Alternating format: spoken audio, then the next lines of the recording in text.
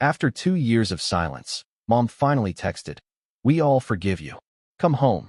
I flew in, brought $1,400 gifts, paid their $6,200 bills. There were hugs, tears, even champagne.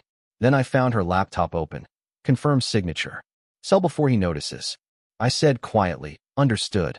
Next morning, I revoked access, secured the house, and disappeared. 53 missed calls. Dad froze. Sister was in shock. Even the dog barked all morning. After 2 years of silence, Mom finally texted, "We all forgive you. Come home. Don't embarrass yourself this time, okay? Keep your mouth shut, and let us do the talking." My dad snapped the moment I stepped into the arrivals terminal. "No, welcome back. No, we missed you." Just that. The same tone he always used, low, annoyed, like I was some burden that got shipped in by mistake. Beside him, my mom clutched her purse and forced a tight smile. "We just want peace this time, sweetheart. Let's not dig up old graves." Old graves. That's what they called it now. 2 years of silence. No birthdays. No holidays. No forwarded jokes or guilt-tripped group messages. Just a single text from her last week, out of nowhere. "We all forgive you. Come home." No apology. No explanation. Just absolution they thought they had the authority to grant. And still, I went. I bought the plane ticket, booked the hotel, even showed up with gifts, $1,400 in clothes, gadgets, and perfumes I knew they'd pretend to be surprised by. And I paid off the $6,200 in overdue property tax they'd conveniently forgotten to mention until the week before. The house was decorated like a scene out of a redemption movie. Balloons, candles, champagne on ice. Even the good dishes were out. My sister hugged me too tight, whispered something about fresh starts, and my dad actually clinked glasses with me. For 1 hour, it looked like peace. Like maybe they meant it. Until I walked past the kitchen counter on my way to the bathroom and saw my mother's laptop still open. Her email was right there. She never learned to lock her screen.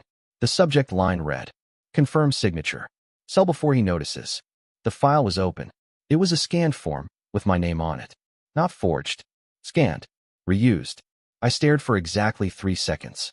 Then closed the laptop gently, walked to the dining room, picked up my champagne glass, and said quietly, "Understood." No shouting. No scene. Just that. The next morning, I revoked all access to the shared accounts. Called the bank. Froze the property. Changed the locks. Then I disappeared. By noon, my phone had 53 missed calls. Dad froze up so bad they thought he had a stroke. My sister was in full panic. Even the dog barked all morning, as if it could smell the rot in the house now that I was gone. And I was nowhere to be found. They always say you can't choose your family. But I wish someone had told me you can fire them. Because that's what this became. A job I didn't apply for, couldn't quit, and only got paid in guilt. Let me explain something first. For years, I funded their lives. Quietly. Consistently. Blindly. Every month, I sent them money. $600 for the mortgage. $200 for utilities. $150 for groceries. Plus the random extras, sister's car repair, dad's emergency dental, mom's charity fundraiser that I later found out was a brunch for her book club. And I never complained. Not once. I told myself it was love. That family means showing up, even when they don't say thank you. Turns out, what it really meant was, you're useful until you stop being silent. Because the moment I pulled the plug, everything unraveled. That morning after I revoked the access, I turned off my phone, switched cards, locked my accounts. Within 6 hours, I had emails from 3 banks confirming attempted transactions, all of them in my name, from my dad's location. One was for a down payment on a cabin, the same family trip they were planning for winter. Another was for a wire transfer to a private account labeled A. Henderson. I didn't recognize the name at first, until I remembered it was my sister's ex-boyfriend. The same one she claimed had been abusive. The same one who blocked her on every platform last year. What was his name doing on my financial trail? By noon, I had logged in remotely to my mother's email. She never changed her password.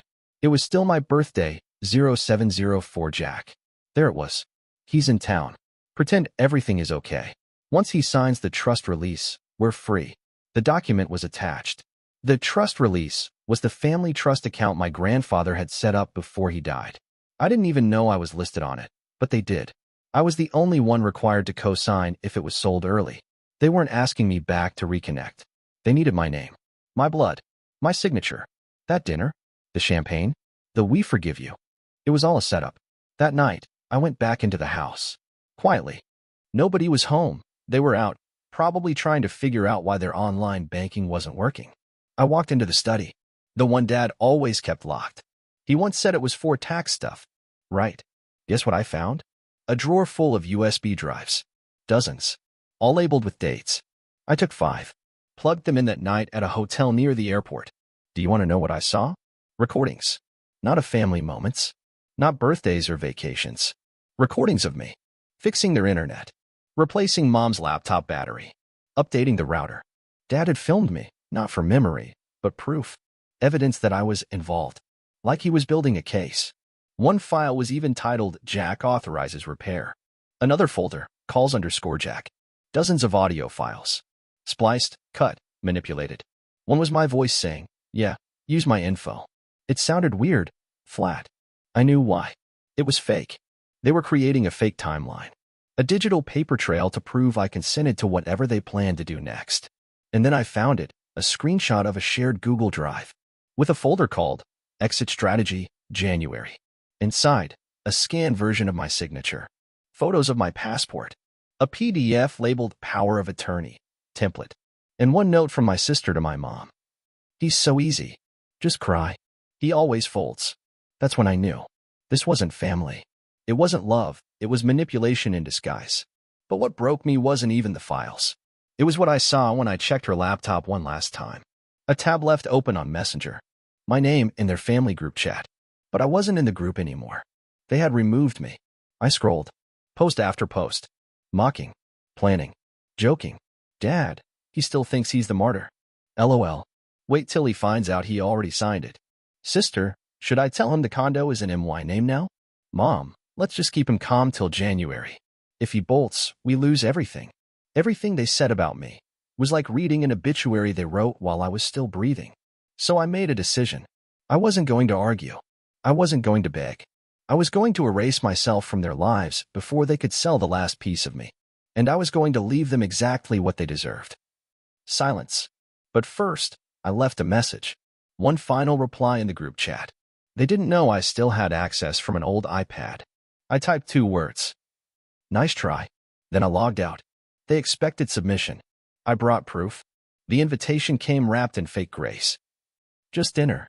Just us. No drama. Let's clear the air. I said yes. But before I showed up, I called 2 people. First, my lawyer, Marissa. Not flashy.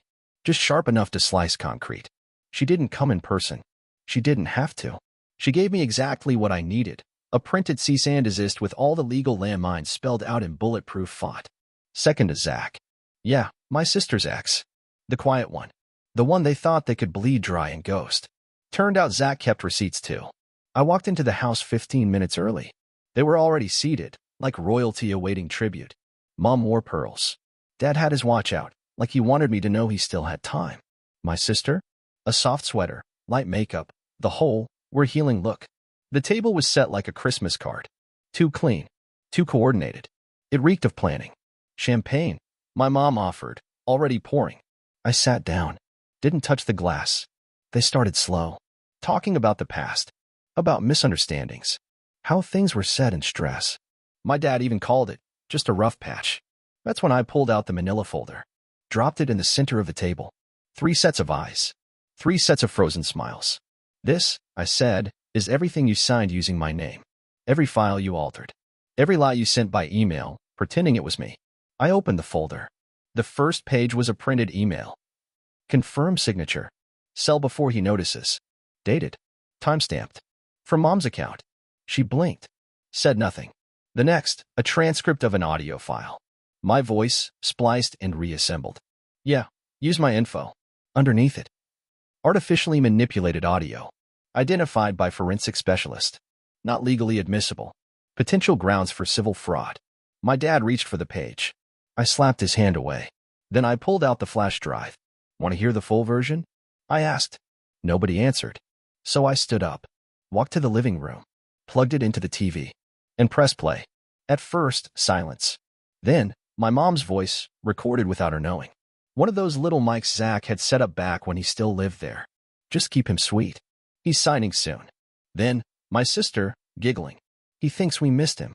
He doesn't even know the condo's already under my name. Then, my dad.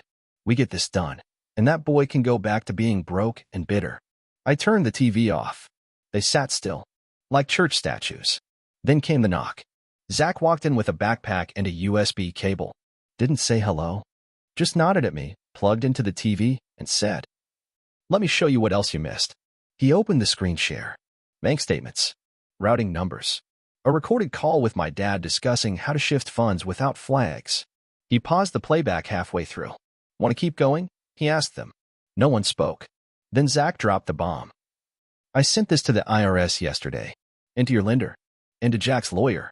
In case anything happens to him." My sister started sobbing. Mom got up and ran to the kitchen. Dad stood, fists clenched. I sat back down, pulled out the last page from my folder. Termination of co-trustee agreement. Signed. Sealed. Notarized. I dropped it on the table. You no longer have my name.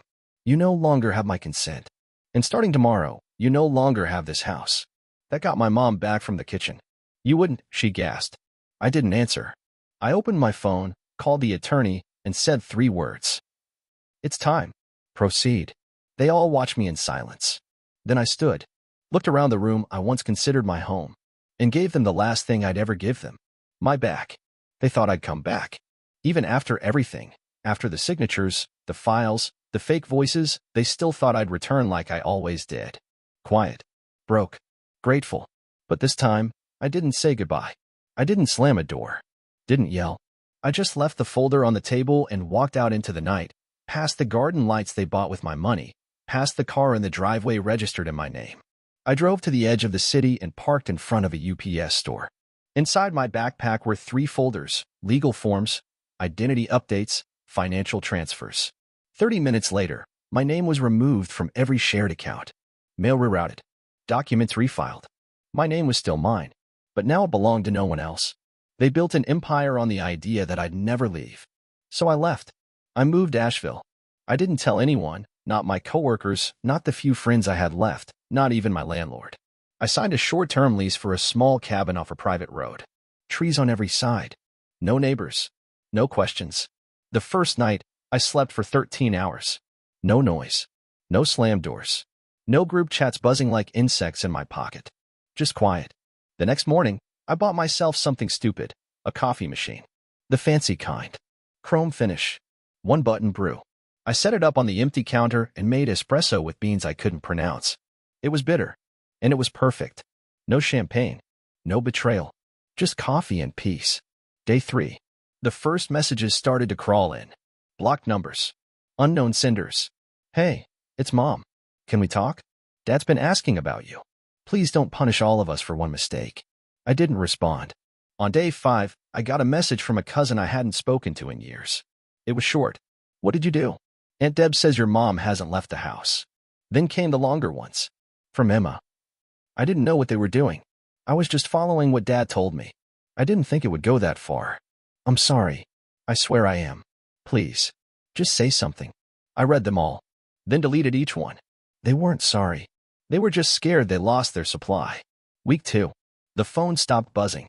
That's when the real panic began. Dad tried calling my old manager. I'd already resigned. Mom reached out to my ex. She blocked her. Emma DM'd a friend I hadn't spoken to in 6 years. He texted me with one sentence. "They're hunting you like you're a missing paycheck." At the end of that week, I went to a local notary and legally changed the contact number and recovery email on every document tied to the family trust. No more loopholes. No more digital ghosts. I even changed the name on my Venmo. "He's not where you left him." That was what my old college roommate wrote to my mother when she begged him for my address. He showed me the screenshot. I sent him a coffee gift card. They weren't looking for reconciliation. They were looking for control. By week 4, I'd finished setting up my studio. I'd been working on it quietly, a tiny place off the edge of town. 1 room, 2 workbenches, 3 tools I actually owned. It wasn't much, but it was mine. I fixed furniture, repaired speakers, built custom desks out of reclaimed wood. No one knew my name. No one cared who my father was. Cash payments. No invoices. No family discounts. I didn't block them out of cruelty. I blocked them to survive. And I meant it. Then, on a Tuesday morning that smelled like sawdust and fresh air, I printed a small white sticker and slapped it on the front door of the workshop. Not for advertising. For me. No family discounts. No exceptions. I stood there for a moment, read it twice, and laughed for the first time in months. The final gesture was small. I walked into the local jeweler's shop and bought a watch. Leather strap. Simple face. No logo. It cost more than I wanted to spend, but less than the guilt I used to carry. When I put it on, I didn't think about birthdays they forgot, or vacations they took without me, or the champagne toast they raised as they sold me off on paper. I just looked at the time. For the first time, the gift was mine, and nobody else drank the champagne. Peace didn't arrive like fireworks. It came like fog, slow, soundless, absolute. The kind of quiet that wraps around you and says, "You're safe now." At first, it felt wrong. After a lifetime of noise, manipulation disguised as tradition, guilt disguised as love, silence feels suspicious. I kept waiting for the door to swing open, for my phone to buzz, for someone to say, "Enough. Time to come home and behave." But no one came. Not because they let go, but because they were regrouping. I could feel it. And yet, nothing reached me. Because I'd finally built something stronger than their reach, distance. The cabin in Asheville became more than a hiding spot. It became a declaration. Each nail I drove into the wall, each drawer I built with my hands, it said, "I exist on my terms now." I'd wake up before sunrise and make coffee in silence. No footsteps, no one crying in another room, no voices asking for things wrapped in shame. Just heat, breath, and stillness. I used to equate quiet with isolation. Now it felt like truth. They used to own my time. Now, even my mornings are mine. They didn't stop trying, of course. People like them don't give up. They just adapt their methods. At first, the messages came layered in sweetness. "We miss you. Your room is still the same. It's not too late to come back." Then came the pressure. "Mom hasn't stopped crying. You're punishing all of us for one misunderstanding. You think this is healthy?" And finally, the threats disguised as sorrow. "If something happens to your father, will you even care? Family is blood, no matter what you believe. You've changed." Yes, I had. That was the point. I didn't answer a single message. I watched them twist themselves into shapes they thought resembled remorse. But it was never about healing. It was about reclaiming access. Because the truth is, they didn't mourn me. They mourned control. I didn't block them out of cruelty. I blocked them to survive. I started small in town. A few jobs fixing up secondhand furniture. Then word spread. People liked my work. My consistency. My silence. They didn't ask about my past, only about the wood stain I preferred, or whether I could fit a custom piece into a deadline. And I like that. I didn't need to be someone's son, someone's disappointment, someone's wallet. I was just the guy who made broken things work again. And finally, that included myself. My shop got its first sign 2 months in. Simple black letters on clean wood. No family discounts. No exceptions. I didn't post about it. I didn't explain it. But every time I passed that sign, I felt a little straighter. Like my spine was growing back. Some clients noticed and smiled. Others asked if it was a joke. "It's not," I'd say. And that was enough. Around that time, I made a trip to the bank. The clerk smiled and asked if I wanted to update my info. I said yes. She pulled up my profile and asked, "Would you like to change your security phrase?" I nodded. New phrase. I didn't hesitate. "Do not answer." Not for them. She smiled like she thought it was just a sentence. It wasn't. It was my survival story, 5 words long. On my birthday, I took the day off. I drove out to the edge of the mountains and sat with a thermos of coffee and a slice of pie from a diner no one in my old life had ever heard of. The view wasn't dramatic, no epic cliffs or glowing sunsets, just trees, cold air, and peace. That was enough. I didn't get any calls. No birthday wishes. No fake apologies. Just silence. And for once, it didn't ache. It healed. This year, the best gift was no obligation. Sometimes people ask why I don't speak to my family. I don't tell the whole story. I just say, "We grew in different directions." And if they ask more, I smile and say, "I stopped funding the illusion." That usually ends the conversation. But sometimes, someone nods like they understand. And I know they do. They used to own my loyalty, my schedule, my guilt, my silence. Now, they don't even have my number. And they never will again.